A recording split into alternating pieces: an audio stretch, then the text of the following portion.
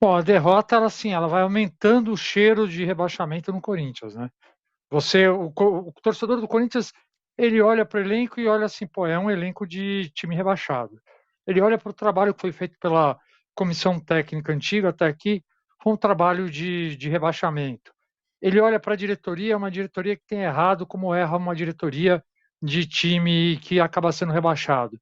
Ele olha para os reforços que são cogitados ou para os que já vieram e também não dão nenhum alento. Então, assim, é muito complicado. Você olha e a situação do Corinthians qual que é hoje, na minha opinião? É de que: "Olha, esse time aí é um candidato sério ao rebaixamento". E aí vem o Balotelli você falou aí no começo, né, Tironi, sonha com o Balotelli, é uma questão de ponto de vista, né, para mim é um pesadelo o Balotelli, porque é um cara que não tem você não tem rendimento que sustente a contratação e o investimento que vai ser feito. Então, para mim, ele entra também no pacote de contratação digna de quem vai ser rebaixado, porque vai gastar muito numa aposta. Ele pode até ser contratado, calar minha boca, virar ser o grande destaque do Brasileirão e tal, mas não é isso que os números, que o histórico recente dele indicam. Então, acho que seria mais um passo ali para complicar ainda mais a situação do Corinthians, se a gente lembrar também que ele é um cara de temperamento difícil. Então, acho que o cheiro de rebaixamento no Corinthians hoje é muito forte. Olha, Alicia, vou passar aí passar os próximos jogos do Corinthians para você, para a gente ter uma noção do lugar que o Corinthians está. No dia 16, portanto, no meio da semana que vem, tem o Criciúma em casa. Depois, dia 21, tem o Bahia fora, Bahia forte. Depois, dia 25, tem o Grêmio em casa, jogo de 600 pontos, nem 6 pontos é. Depois, dia 27, tem o Atlético Mineiro fora. Dia 3 do 8, o Juventude em casa. E dia 11 do 8, tem o Bragantino em casa. Esses os próximos jogos do Corinthians. A situação no momento é a seguinte: dos 16 jogos disputados, são 8 derrotas, 6 empates e 2 vitórias. Em 10 jogos, o time não fez nem gol. Já defensivamente, não fica sem tomar gol desde o dia 28 de maio. São 17 gols tomados em 9 jogos. É uma média de quase 2 por jogo, a média do Corinthians. E agora, olha aí, saldo de menos 10. Essa é a situação do Corinthians na briga contra o rebaixamento. Tem Ramon Dias chegando e tem uma possibilidade de Balotelli. Ao que eu li aí, o Ramon Dias até achou legal essa história do Balotelli.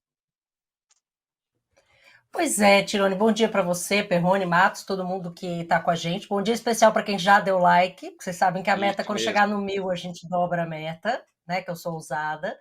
Mas eu acho que essa partida de ontem ela ilustra um contraste muito grande entre um time que entendeu que precisa fugir do rebaixamento e um time que não entendeu que precisa fugir do rebaixamento.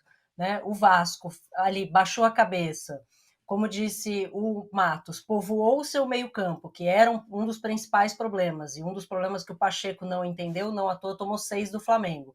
E consegui entender o seguinte: a gente precisa vencer, né? Para vencer, a gente precisa conter o adversário.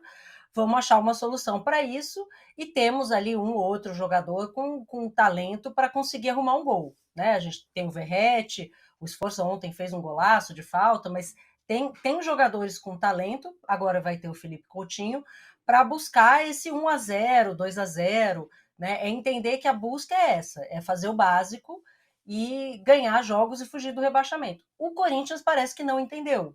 O Balotelli é o exemplo claro de que o Corinthians não entendeu o tamanho do buraco que está. Como é que um time cujo presidente diz em uma entrevista coletiva que está escolhendo boletos, que não tem como pagar todos os boletos, que está devendo para pelo menos 2 clubes, além de estar devendo para os seus próprios jogadores, como é que ele anuncia uma contratação que supostamente vai custar 30 milhões por ano? Sim, é o famoso com que dinheiro? Né? Como que o Corinthians vai pagar isso? E ainda que achasse assim, não vamos trazer um salvador para gastar, né? Vamos investir porque é o cara que vai tirar a gente do buraco. Esse cara é o Balotelli, assim, sinceramente, essa é a melhor opção disponível no mercado por 30 milhões de reais ao ano. Então, para mim, é esse exemplo muito claro, né? E não à toa o Vasco, que não vencia o Corinthians há 14 anos, conseguiu ontem quebrar essa escrita. E com muita humildade, né? Um amigo meu que foi ao jogo ontem me mandou mensagem, falou: mas o Vasco não jogou bem, contra o Inter também não jogou bem. E eu, né, falava para ele: não é hora de ser sommelier de vitória, né? Para um time como o Vasco, na situação em que estava, ganhar 3 seguidas, olha a diferença que fez, tá? Na primeira parte da tabela. O Corinthians não só não ganhou 3 seguidas, como não ganhou nem 3 no campeonato inteiro. Então, eu acho que a má notícia para a torcida do Corinthians é que, pelo retrospecto da equipe no campeonato, o tamanho do buraco em que se encontra, com 1/3 do campeonato já jogado, mais de 1/3 do campeonato já jogado, é que assim, não tem respiro nenhum. Não tem nenhum jogo que você olha na tabela e fala: que bom, vamos jogar com um time que está no Z4. Porque um time que está no Z4 é o seu adversário direto para fugir do rebaixamento. E todos os outros times estão acima de você, tem um retrospecto melhor.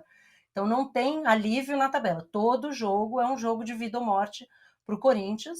E não me parece que a diretoria tenha entendido isso. Não sei se o Ramon Dias vai ser o cara que vai, né, imbuir a equipe desse espírito, mas o fato de que ele está feliz com o prospecto do Balotelli me deixa um pouco preocupada, né? Mas assim, se o corintiano e a corintiana puder olhar para alguma coisa de positiva nessa história, é que o Ramon Dias bateu a mão na mesa o ano passado e falou: não vai barrar, e o Vasco não barrou. Então, eu acho que essa é a esperança do momento. O Ramon Dias conseguiu salvar o Vasco do rebaixamento no ano passado. Se ele vai fazer o mesmo pelo Corinthians esse ano, eu não sei, porque eu acho que o buraco, pela falta de compreensão da diretoria e tudo que tem circundado o Corinthians esse ano, eu acho que o buraco é mais embaixo do que era o do Vasco no ano passado. Eu acabo de tomar uma bronca aqui no chat de um rapaz, que eu não vou lembrar o nome aqui, porque passou muito rápido, dizendo que eu sou mal educado, que deixei a Alicia para falar por último. Peço desculpas. Em compensação, a Aline Anunciação fala: sempre sensata a Alice, eu adoro os comentários dela. Então, um comentário aqui da Aline Anunciação, elogiando a nossa Alicia. Agora, Perrone, com relação ao Balotelli, para deixar a história um pouco mais esquisita, você posta no seu blog hoje que o Balotelli, há pouco tempo atrás, foi reprovado. A vinda dele foi reprovada há um tempo atrás. O setor lá de inteligência do Corinthians falou: não, acho que isso aqui não é uma boa. E aí, de repente, muda tudo. E agora ele parece ser um cara que todo mundo quer. Meio maluco isso, né? Completamente maluco, né? Isso aconteceu o seguinte: em janeiro ofereceram o Balotelli para o Corinthians. Aí a sugestão foi repassada para o Cifute, que é o Centro de Inteligência de Futebol do Corinthians, de inteligência do futebol do Corinthians. E aí os caras analisaram ali estatística, histórico e tudo mais, e aí fizeram um relatório apontando que eles não recomendavam a contratação. Eles achavam que havia um risco de a expectativa técnica não ser concretizada, dele não dar o retorno técnico esperado. Eles apontaram o Balotelli, assim, pesou muito naquela ocasião o fato dele estar contundido na época, segundo o relatório, e ter vindo de uma lesão também complicada em 2023. Isso pesou muito. E aí eles classificam o Balotelli como um cara de temperamento explosivo, individualista dentro de campo, que estava na avaliação deles fora de forma, então que não seria recomendável pensar nesse jogador.